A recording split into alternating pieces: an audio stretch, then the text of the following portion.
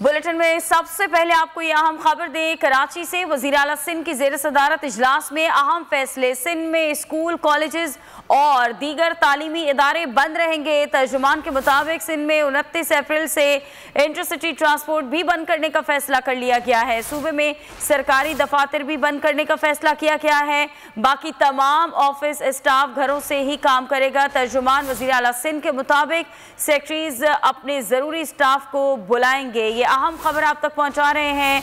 Corona के बढ़ते cases के पेश नज़र ये अहम फैसले लिए गए। वज़ीर आला सिंध की ज़ेर सदारत इजलास में ये अहम फैसले लिए गए कि सिंध में स्कूल, कॉलेजेस और दीगर तालीमी इदारों को बंद रखा जाएगा।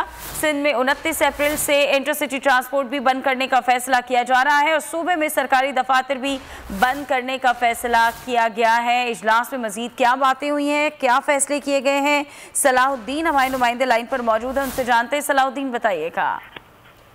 जी बिल्कुल, सिंध टास्क फोर्स का इजलास हुआ वज़ीर आला सिंध सैयद मुराद अली शाह की सदारत में, जिसमें अहम फैसले किए गए हैं कि जो तालीमी इदारे हैं, स्कूल, कॉलेज, यूनिवर्सिटियां, इनको भी बंद करने का फैसला किया गया है। इंटरसिटी ट्रांसपोर्ट जो है उसको भी बंद करने का फैसला किया गया है, लेकिन साथ में कहा गया है कि जो गुड्स ट्रांसपोर्ट है वो चलती रहेगी, लेकिन उसको भी SOP को फॉलो करना होगा।